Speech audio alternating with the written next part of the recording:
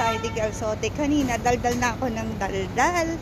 Papakita ko po sana sa inyo ang aking pananim, mini garden doon na tinanim ko. At namitas ako kagabi na sinawag ko sa isda. Ayan. So ngayon, umalis ako sa bahay 7:55. I'm walking 20 to 30 minutes lang going sa trabaho. Ayan guys. Hindi ko napakita lahat ng mga view. But anyway, tomorrow po is uulitin po natin. Ayan guys. So from my rooms, I'm walking 20 to 30 minutes. So inshallah, ayan, to my office. Daytime is the office. Yes? Number sales. You are sales, ha? Yeah. Kumusta po? Nagbablog po ako. Hi po kayo. Hello po. Yeah. Sige po, 7018. Yeah. Ayan si Kuya, kailangan ng work. Kailangan ko ng staff. Ayan, tulungan natin. Tumutulong ako sa mga OFW talaga. Ayan, mga kababayan po natin. Luzon, Visayas, and Mindanao. Lalo na ang mga solo parents. Sa mga hotel, sa mga restaurant. Ayan, kailangan ko talaga ng gaya ng vlogs ko kahapon. Ayan. Naman okay naman kasi Ayan, 7018. Opo. Madam Nikki, ayan, may matutulungan tayo. Gaya na sabi ko sa iyo, ang content ko sa mga OFW. 7018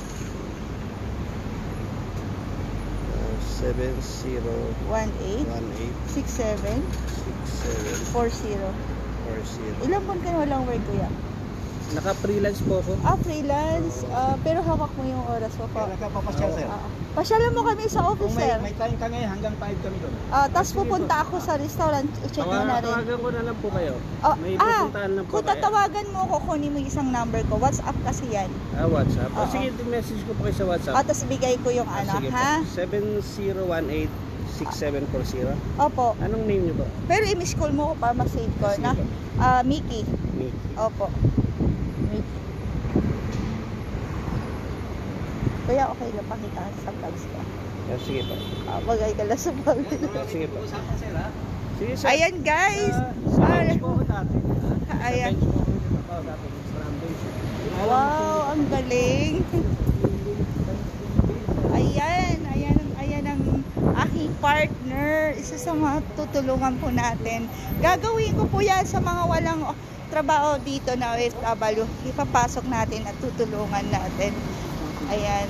Ayan guys.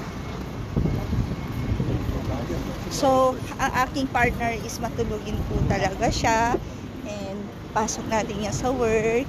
Ang sinasabi nilang freelance is may sarili po silang visa. Kagaya ko din. Residence visa. Pero, pag pag-iingatan mo yung visa mo, magiging maayos din.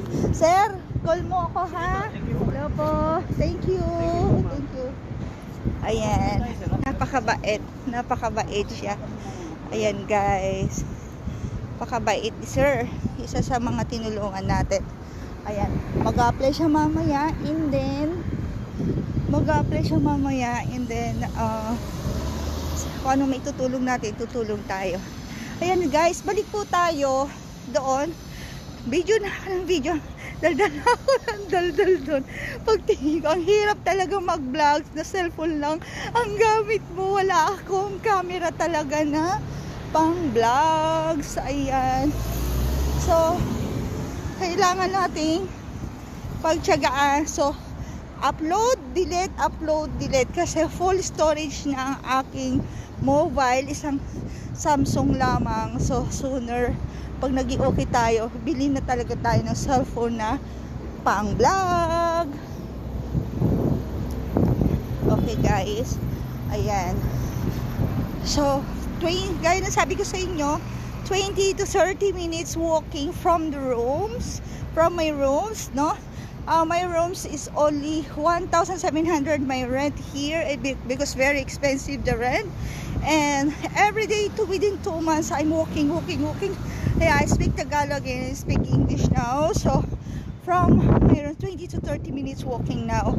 Every day within 3 months. Yeah, going 3 months. Yes, the daytime is about offices, about the business work. And then the nighttime, our part-time in the business, like the work of as a BDM, business development. Ayan guys, na i-develop mo ang isang business na malapit na mabankrupt, tapos palalaguhin mo siya. Yan ang mga pinupunteriya ko dito. Tinutulungan ko.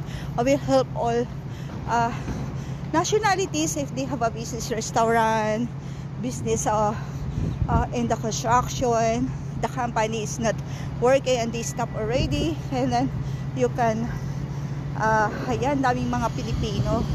Ayan. Hi sir. Ayan. Ayan, mga Pilipino mga naglalakad. So gaya na sabi ko sa inyo, I would like, my content is to help the OFW Kabayan Philippines. It's not only OFW Kabayan. Ayan guys. And I will show you one of the construction I built before with my business partner as architect ko, because I studied here within 6 months, only 6 months architect. Ayan. This one. This is the building ko, nakikita nyo yan. Nakapagpatayo po ako dyan ng ganyan. Nakahawak din kami ng aking partner kasi he's a civil engineer. Ayan guys. And ako more on business management. So hinahandle ko ang isang construction from A to Z, zero, and then more on fit out and then the design. Anyway, back tayo sa personal vlog natin, no?